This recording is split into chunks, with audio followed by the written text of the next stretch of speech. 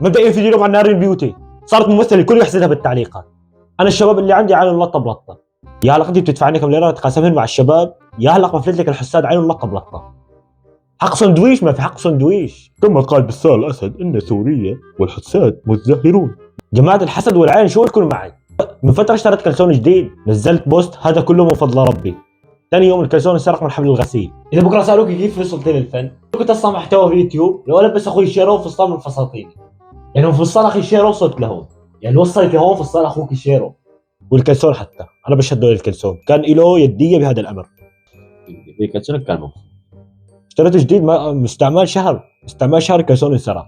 يلي سرق لي الكلسون بشرف كل رجعوا له. حق سندويش ما في. انت شلون قنعك تلبس فستان نفس اقناع اول شخص يجرب التحميله؟ يعني اول شخص جرب التحميله شلون قنعوا فيها؟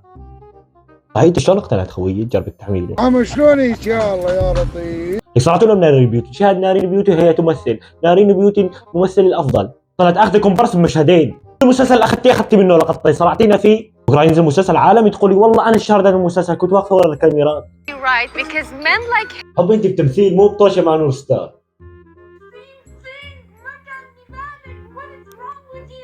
تحكي اجنبي ولا مشان تطلع ثقافتي؟ انا بشوفه ها انا بحكي اجنبي.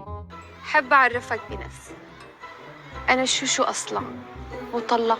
لك شو انطلاقة التمثيل هاي؟ فورا مطلقه وابحث عن 30 عازب.